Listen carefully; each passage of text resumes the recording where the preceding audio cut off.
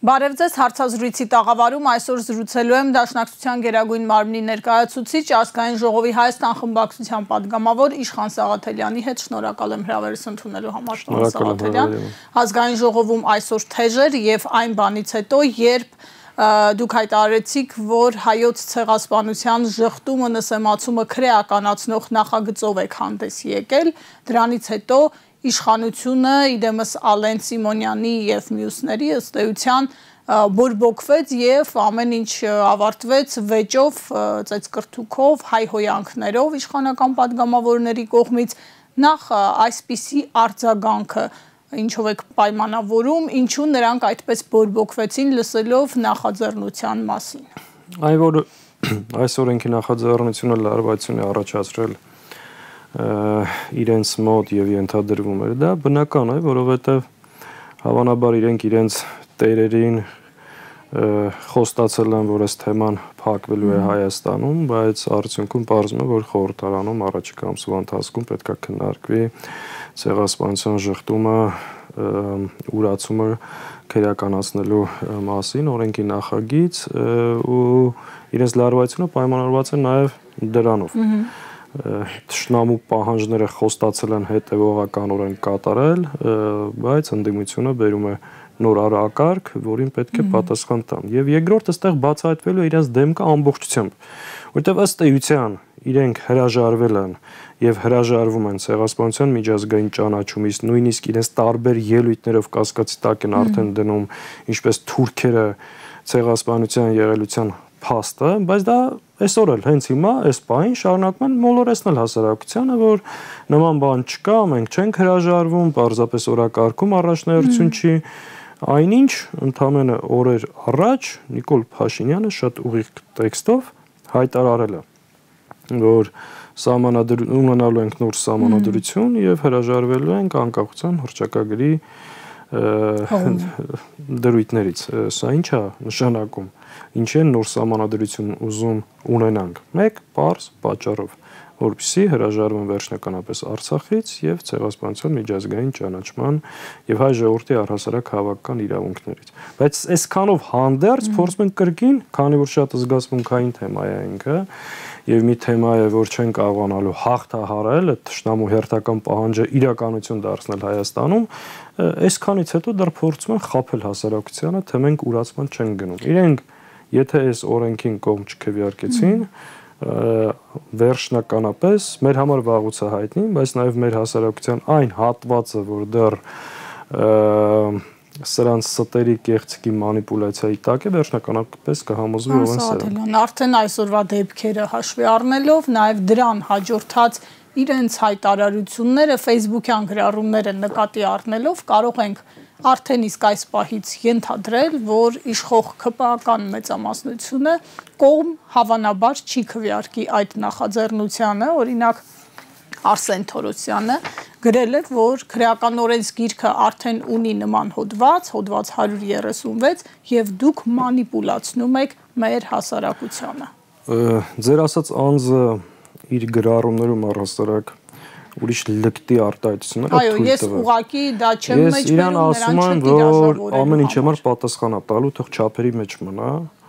եւ այդ լկտի ձևակերպումները, որ ունենում է Դաշնակցության հասցեին, ես հասկանում եմ, ինքը ամեն ինչ անում է Նիկոլին դուր գա այդ կովիդի փողերը, քրեական գործերը, որպեսզի կարճեն, բայց դա իրան չի փրկի, հետեւաբար ինքը պետք է իր չափի մեջ մնա։ Իսկ ինչ վերաբերում է նրան, որ փորձում է խաբել կրկին հասարակությանը, որ նման նախաձեռնություն կա, արդեն մենք քրեական օրենսգրքում ունենք այդ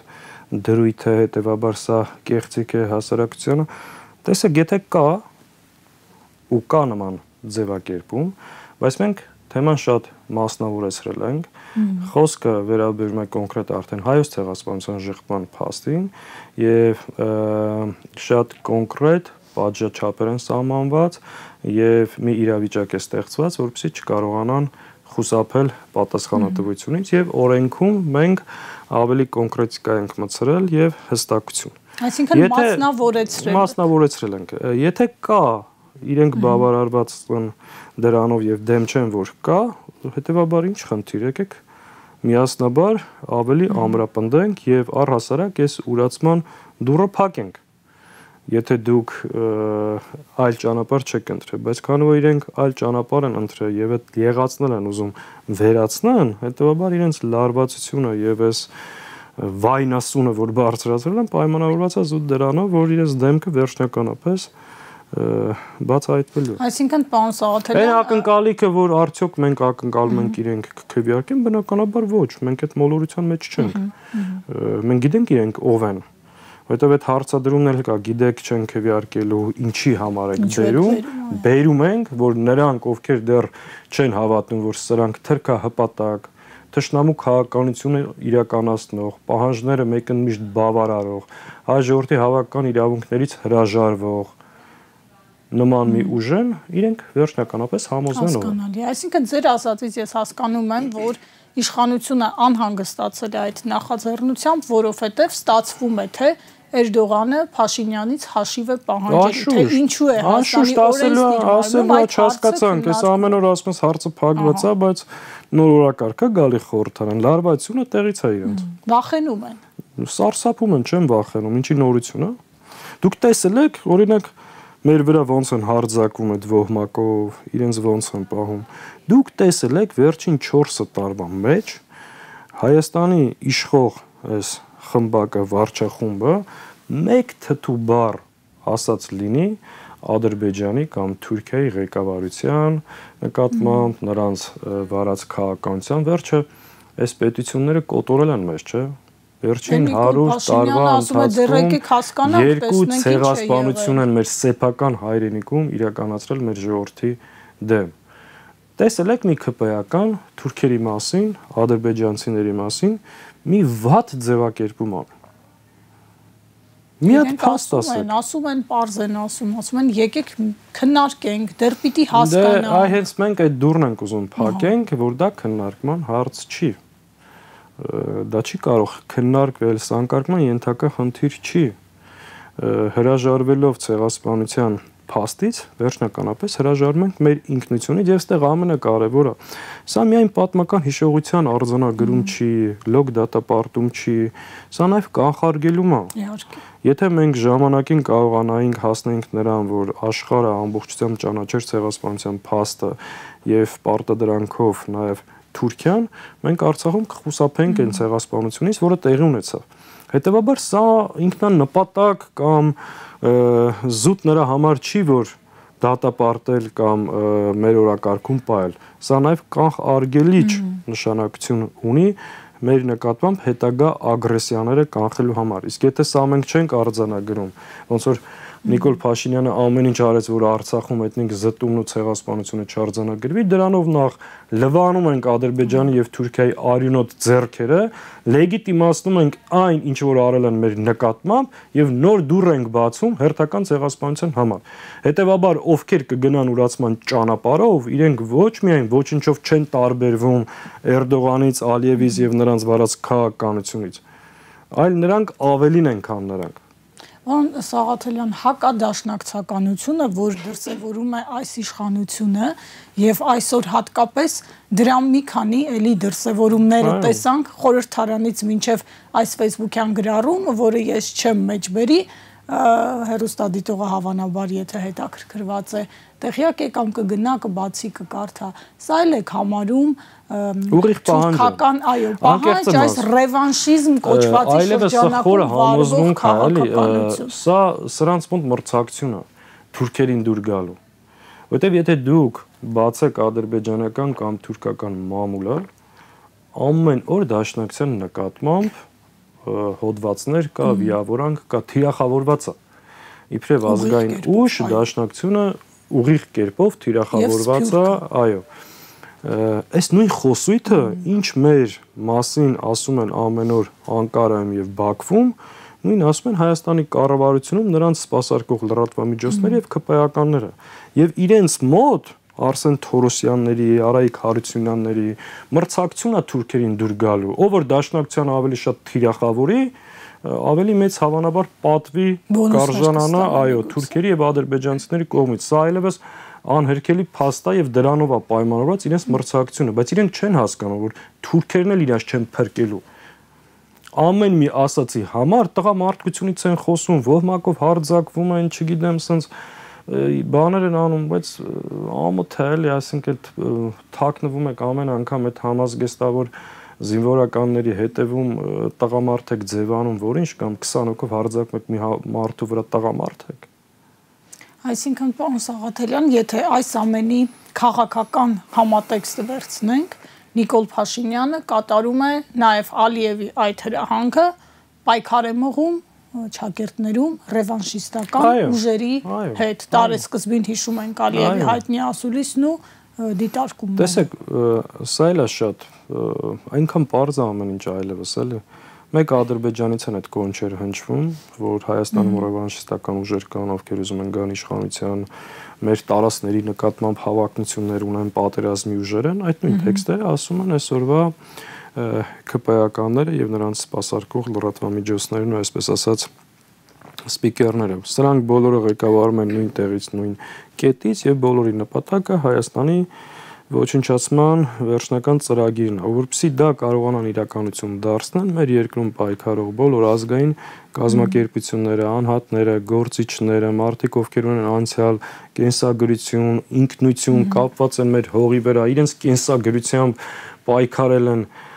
սրանք այսինքն այնքան են կորցրել իրականությանը։ Մեզ դաշնակցությանը մեղադրում են թուրքերի հետ համագործակցության կամ ցեղասպանության փաստից հրաժարման, այսինքն պատկերացնում ենք ինչ հիստերիայի մեջ են եւ ինչ կետի են հասցրել ու իրականությունը ոնց են կորցրել ու սուտը սրանց այրան մեջ է այլևս ամեն ինչ տեսեք այս ծանր իրավիճակում երկրի արչեւ ծանր մարտահրավերներ կան այսքան կոտորածից այսքան կորուստներից զոհերից ողբերգությունից հետո սրանք մի գրամ չեն փոխվել սրանք շարունակում են մնալ անհայրենիք անսրբություն անլուրջ ազգային ժողովի նախագահի պահվածքը տեսեք։ Իսկ այս մարդը էլի չի հասկանում ինքն ընդհանրապես որտեղ է գտնվում։ Այս իրավիճակում, այս թուրքը Հայաստանի տարածքում է գտնվում 240 կիլոմետր Հայաստանի ինքնիշխան տարածքից գրավել են։ Ամեն օր սպառնում են մեզ, այսքան զոհեր, Արցախի հայաթափումը, կորուստ, այս իրավիճակը։ Դուք սրանց մոտ լրջություն, ցավ ողբերգություն, պատասխանատվություն տեսնում եք բնականաբար չկա եւ իրենք շարունակում են մնալ էժան ասում են հանուն ինքնիշխանության եւ հանուն անկախության է ասում են Փաշինյանն է չէ ասում մեր հայրենիքը սա է իրական Հայաստանն է Փաշինյանը Հայաստանի ինքնիշխանության անկախության թշնամին է ինքը իր գործով իր անցած ճանապարհով իր քայլերով դա ապացուցել է բազմաթիվ անգամ ինքը գիտեք ինքնիշխանությունից ինքը խոսելու իրավունք չունի Հայաստանի ինքնիշխանությունը այսօր լրջորեն վտանգված է Հայաստանի տարածքային ամբողջականությունը խաթարված է սրանք իրենց ամոթ այնքան են կորցրել որ հայտարարում են կառավարության ծրագրով հաշվետվության գրել էին որ 2024 թվականը Հայաստանի նոր անկախ պատմության մեջ 94 թվականից հետո վերջին 20 տարվա մնախաղ տարին է բայց 2024 թվականը Հայաստանի ողբերգական տարիներից մեկն է եղել, որովհետև առանց դավաճանական համաձայնությամբ թշնամուն զիջվել է հայկական վերահսկողության տակ գտնվող 4 գյուղ, որի արդյունքում մեր ամբողջ պաշտպանական ճակատը փլուզել են, ենթակառուցվածքները ամբողջը թողել թշնամու հսկողության կամ վերահսկողության տակ, նշանակետի տակ ու գալիս են ազգային ժողովում հայտարարում են, որ 2024-ը խաղ տարի է։ Այսինքն մինչև Երևան եթե հանձնեք առանց կրակոցի, խաղ կլինի։ Խաղ կլինի։ Իսկ եթե դուք տարածքները հանձնում եք առանց մեծ զոհերի, խաղ է։ Այսինքն դուք տեսեք սրանց լեկտության չափը, գնալ Կիրանց, ասել Ադրբեջանը այն հիստերիկ կերպով Թուրքիան, Պակիստանը, սաղ աշխարհը մեզ պատերազմը հայտարարելու, պետք է հանձնենք։ Հանձնես մի հատ դեկորատիվ պատ կառուցես։ Այն էլ ճաք է պատը։ Գնաս տակը նկարվես, ասես խաղաղություն, այսինքն ինչքան կարելի է ժողովրդին ձեռ առնել, ինչքան կարելի է մեր ժողովրդին արժանապատվության հետ խաղալ, բայց դա վաճառել ինքնիշխանություն, անկախություն, սրանք Հայաստանի ինքնիշխանության եւ անկախության թշնամիներն են։ Պարոն Սաղաթելյան, խոսեցիք արդեն Նիկոլ Փաշինյանի հայտարարության մասին, նոր սահմանադրության մեջ հղում չունենալ անկախության հռչակագրին, որով երկու խնդիր են ըստ էության լուծում եւ իրենց կարծիքով փակում են Արցախի հարցը եւ փակում են ցեղասպանության ճանաչման հարցը ու այս օրերին ապրիլ 24-յան տարելիցի նախորդին մենք հերթական անգամ համոզվում ենք, որ այո իշխանությունը այդ օրակարգը չունի ոչ միայն որպես առաջնահերթություն, այլ առհասարակ, որովհետեւ լինելու բան չէ, որ պետական մակարդակով որևէ միջոցառում, որևէ ոգեկոչման արարողություն, հիշատակություն չլինի այս օրերին մենք հիշում ենք նախորդ տարիներին ինչ ակտիվություններ եւ միջազգային մեդիայում եւ երկրում հիմա փաստորեն միակ զանգվածային համահայկական միջոցառումը դա վաղը կայանալիք ջահերով երթն է, ավանդական դաշնակցության ջահերով երթը։ Գիտեք, պետության բացակայության պայմաններում դաշնակցությունը իր գործունեության մեջ հաճախ այդ պատասխանատվությունը վերցնում է իր վրա։ Սփյուռքում, երբ որ մենք չունենք պետականություն, նույն այդ խորհուրդը հայկական դպրոցների պահպանությունից մինչև հայկական ավանդույթներ, պետական սիմվոլներ 70 տարի այդ անկախ պետականության գաղափարը պահվում էր։ Հիմա նույնն է, տեսեք, նույնը սեպտեմբերի 2-ին տեղ ունեցավ Արցախի անկախության օրը, երբ որ պետական մասշտաբով որևէ բան տեղի չունեցավ, բայց մենք գրեթե այդ մասշտաբի նշեցինք Արցախի անկախության օրը։ Այո, մենք ունենք այդ պարտավորությունը, վերջին 20 տարվա մեջ արել ենք, բայց ժամանակին պետությունը բնականաբար մեր կողքներ միասին էր, ես հիշում եմ, որ ես եղել եմ պատասխանատուներից մեկը 100-ամյակը նշել է Դաշնակցության ալի երիտասարդական ուսանողական միությունը, բայց պետության հետ էինք անում, որտեղ մասշտաբային ջայրով երթի, այո։ Բայց հիմա ես սա բնութագրում եմ պետության բացակայության պայմաններում։ Մենք այդ բեռը վերցրել ենք մեր վրա եւ այո, վաղը տեղի ունենալու ջայրով ավանդական երթը, որ 20 տարուց ավել Դաշնակցությունը իրականացնում է, բայց սա զուտ դաշնակցության միջոցառումը չի, մենք ընդհանրապես ունենք պարտավորություն դա կազմակերպելու, սա մեր ժողովրդի պահանջատիրության, արդարության վերականգնման, մեր իրավունքներին տեր կանգնելու եւ այդ ջա պատվով տանելու երթը, որը վաղը տեղի ունենալու ապրիլի 23-ին 17-15-ին Հանրապետության հրապարակում եւ արդից օգտվելով մեր հայրենակիցներին եւս մեկ անգամ կոչ եմ անում անկախ եղանակային պայմաններից ներկա լինել եւ մեր դատը, մեր իրավունքները որևէ մեկը չի կարող մեր ձեռքից խլել։ Իսկ ինչ վերաբերում է նոր սահմանադրությանը, Նիկոլ Փաշինյանը եւ նրա տերերը պետք է իմանան, որ Հայաստանը նոր սահմանադրություն չի ունենալու։ Այս սահմանադրությունը, որը իրենք են ուզում, մեր թշնամիները, չի ունենալու այդ սահմանադրությունը, որովհետեւ ես չեմ հավատում, որ կա Հայաստանում 650,000 մարդ, որ կգնա իր ձեռքով կքվեարկի իր պետականության վերացմանը կողմ։ Դա Նիկոլ Փաշինյանին չի հաջողվելու, իսկ մենք դա թույլ չենք տալու։ Հելնի օդ իջնիցած գլուխը որ պատին ուզում է տա, ոնց ուզում է խափի, դա մեր ժողովուրդը մեր հետ միասին թույլ չի տալու եւ իրենց բոլոր մուրազները, այսպես ասած, ժողովրդական բանկա, չէ, փորն է մնալու։ Թույլ չենք տալու, որովհետեւ սա մեր բոլոր գծերը ինքը վաղուց հատել է, բայց սա պետքա թույլ չտանք։ Տեսեք, այս առումով նաև փակուղային վիճակում է իշխանությունը գտնվում, որովհետև Գյումրիում ու Փարաքարում տեսավ, թե ինչ եղավ, հարցումներից իհարկե տեղյակ է, երևի փակ հարցումները ավելի սարսափելի պատկեր են ցույց տալիս վարկանիշի առումով, մյուս կողմից ճնշումը մեծանում է Բաքվի ու Թուրքիայի, այսինքն Փաշինյանը ըստ էության հայտնվել է թակարդում, հիմա անելիք չունի, չգիտի ինչ։ Իր սցենարը պարզ է։ Ինքը ինչ պետք է անի, ինքը ունի մի խաղաքարտ, որը շարունակ փորձում է խաղարկել։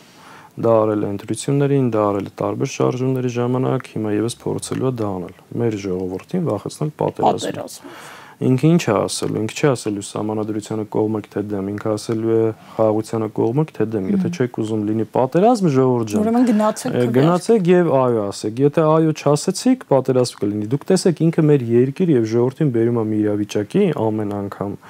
նախ Ալիևով սպառնում է մեր հասարակությանը նրա որոշումներ իրականացնելու համար եւ բերում հասցնում է մի կետի, որ տեղ չի թողում այլևս մարդկանց։ Ինքը խոստանալու է Ալիևին եւ խոստացել է բնականաբար, որ այդ հարցը լուծելու է։ Թշնամուն բերել է մեր տարածքից 240 կիլոմետր հանձնել է մեր բարձունքները եւ փորձելու է այդ ճանապարհով վախեցնել, որպեսզի մարդիկ ասեն այո, բայց մենք էլ մեր ժողովրդին բացատրելու ենք, որ այո ասելով պատերազմը վերջնական բերում ենք Երևանի կենտրոն ու մեր սահմանները, այսինքն մենք դա իրավունք չունենք նման բան թույլ տալու եւ թույլ չենք տալու։ Այս համատեքստում պարոն Սաղաթելյան տեսակետներ են հնչում, որ սահմանին այս կրակոցները նաեւ բխում են այդ առումով Փաշինյանի շահերից են իմաստով, որ տոտալ վախի մթնոլորտում է ապրում ժողովուրդը, ամենօրյա պատերազմի սպասման մթնոլորտում է ապրում ու թեև ադրբեջանական հնարավոր ագրեսիայի ռիսկը իրական է, նրանք պատրաստվում են դրան, բայց մյուս կողմից օրինակ միջազգային ֆոնը շատ տեսակետներով վերլուծաբանների Ադրբեջանի համար այդ կանաչ լույսը չի վառում, այսինքն ստեղծված աշխարհաքաղաքական իրավիճակը հիմա կրակում են սահմանին, անդադար են կրակում եւ ստացվում է, որ այսպես պասերով խաղ են խաղում։ Գիտեք, մենք տարբեր առիթներ ունեցել ենք խոսելու այդ մասին, իրենք որ հաճախ ներկայացնում են, որ մենք աշխարհում մենակ ենք, դաշնակից չունենք, աջակից չունենք, գործընկեր չունենք, հետեւաբար պետք է բավարարենք թշնամու պայմանները, որպեսզի հասնենք խաղաղության, դա սուտ են ասում։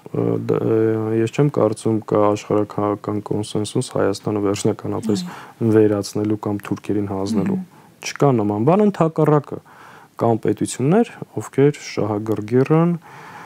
եւ պատրաստական, նաեւ բխելով իրենց շահերից Հայաստանի տարածքային ամբողջականության պահպանման հարցում։ Վերջերս տեղի ունեցավ հայ-իրանական որոշակի զորավարժություն կարելի ասել համատեղ, այս առաջարկը Հայաստանին արվել էր, ես ձեր եթերից տարբեր առիթներով խոսել եմ այն ժամանակ, երբ որ նաև թաքցնում են, այս առաջարկը Հայաստանին արվել է պատերազմից անմիջապես հետո։ Ու ավելի լուրջ առաջարկներ են արվել։ Ինքը պարբերաբար այդ բոլոր առաջարկները մերժվել են ու բերել հասրել այս իրավիճակում։ Հետևաբար մենք մենակ չենք, կան դաշնակիցներ, ունենք այդ դաշնակիցները, մեր խնդրեմը նա է, որ մենք կառավարություն չունենք հայկական շահերով առաջնորդող եւ հայկական շահերը պաշտպանող։ Երբ որ դու դրանից հրաժարվել ես, ասենք ինքը ինչ իրավունք ունի խոսի ընդհանրապես սահմանադրության մասին, երբ որ սահմանադրության գլխավոր կարևոր նշանակության հիմնական կետերը ինքը վաղուց խախտել է։ Այսինքն ինքը ըստ սահմանադրության պարտավոր էր ապահովել Հայաստանի Հանրապետության քաղաքացիների անվտանգությունը եւ մեր երկրի տարածքային ամբողջականությունը։ Իրեն հարցնում են թշնամին մեր տարածքում ինչ է կանելու, ասում է ոչինչ։ Հասկանում եք, երկրորդը ասում է ես հրահանգել եմ բանակին չկրակեն, բայց մեր բանակը չէր կրակում, ստեղա խնդրեմը։ Դե ասում են եկեք ուսումնասիրենք, խոսքերը, ասեն ես բանակին հրահանգել եմ չկրակեն, կարծես թե մենք ենք կրակում, հիմա էլ ինքը հրահանգել է չկրակեն, կարծես թե մեզանից էր կախված այդ խաղաղությունը, հիմա էլ ինքը հրահանգել է չկրակեն, խաղաղություն կլինի։ Դե տեսեք աբսուրդը ուր է հասել, բնակելի տներ են թիրախավորվում, ՊՆ-ն ասում է եկեք հետաքննենք, հասկանանք ինչ է եղել, ինչ է հետաքննել։ Այս մարդը հանձնել է, ամեն ինչ հանձնել է, մնացածը իմիտացիա է, մնացածը շղարշ է իր դավաճանությունը ամեն անգամ փորձելով ինչ որ կերպ արդարացնել կամ հիմնավորել, բայց կա այստեղ մի հատ շատ կարևոր բան, որ գոնե նախորդ շարժումների, պայքարի կամ ընտրությունների ժամանակ չենք ունեցել։ Մենք շատ հստակ գնահատում ենք, որ մեր ժողովրդի մոտ բան է փոխվել։ Փոխվել է իրավիճակը, փոխվել է մթնոլորտը, մեր քաղաքացիները հասկացել են վերջապես, որ այսօրվա իշխանությունը ինչպես է իրենց 7 տարի շարունակ խաբել։ Այս գնահատականը չունեն եւ իրենց այս հիսերիան, այս վայնասունը ու այս ագրեսիան շատ ուղիղ կապ ունի դրա հետ, որովհետեւ ամեն դեպքում ով իրենք շատ լավ տիրապետում են այդ սոցիոլոգիական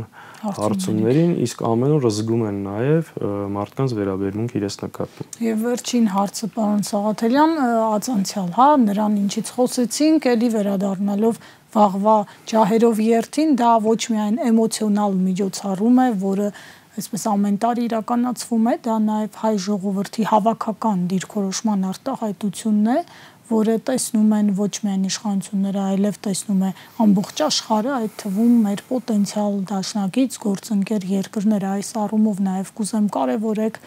երթը ու դրա ուղերձը։ Գիտեք, վաղվա մեր յուրաքանչյուր քաղաքացի, յուրաքանչյուր հայրենակից, ով մասնակցում է պարզ երթին, ամբողջ աշխարհին մի ուղերձ է տալիս, որ մենք տեր ենք մեր իրավունքներին, մենք թույլ չենք տա որևէ մեկին ուրանա ցեղասպանության փաստը, մեր դատը, մենք չենք հրաժարվելու մեր պահանջատիրությունից։ Այս Հայաստանի իշխանությունների վարած ուրացման քաղաքականության ֆոնին դա շատ կարևոր է։ Դա շատ կարևոր է, որպեսզի այդ ուղերձը ամբողջ աշխարհին գնա, այդ թվում նաև օրվա այսպես կոչված կառավարությանը եւ մեր թշնամի երկրներին, որ հայ ժողովուրդը ունի օրակարգեր, որի շուրջ անկախ իր քաղաքական հայացքներից, սեռից, աշխատանքից ու կարգավիճակից միասնական է։ Սա երևի ամենակարևոր արձանագրումն է։ Սա ամենակարևոր խնդիրն է։ Հիմա տարբեր մոտեցումներ կա, որ այդ օրը լավ ջահերով երթը ինչ է տալ, շատ կարևոր բան է տալ։ Մենք մեր պահանջատիրության կողքն ենք եւ այս հակահայ թրքամետ իշխանությունները այսքան պայքարից հետո առնվազն չեն կարողացել հաղթել իրենց սեփական ժողովրդին, որովհետեւ այստեղ շատ կարևոր է, այդ ջրբաժանը շատ հստակ է։ Մենք պետք է այո նաև վաղը ցույց տանք ամբողջ աշխարհին, որ այս ձեր դրածոները չեն տիրապետում իրավիճակին։ Այսինքն իրենք իրենց քարոզչությամբ, իրենց սպառնալիքներով, իրենց ուրացման քաղաքականությամբ դա կապ չունի մեր ժողովրդի հետ։ Սա այս խմբակի վարած գիծն է, իսկ մեր ժողովուրդը տարբեր է այսօրվա կառավարությունից։ Սա շատ կարևոր է, որպեսզի արձանագրվի, հետեւաբար սիմվոլիկ միջոցառում չի վաղվա միջոցառումը, ինքը մեծ խորհուրդ ու պահանջատիրություն ունի, հետեւաբար արդյոք օգտվելով մեկ անգամ եւս մեր հայրենակիցներին հրավիրում ենք վաղվա ջահերով երթին։ Շնորհակալ եմ զրույցի համար, հարցազրույցին սպասեք վաղը։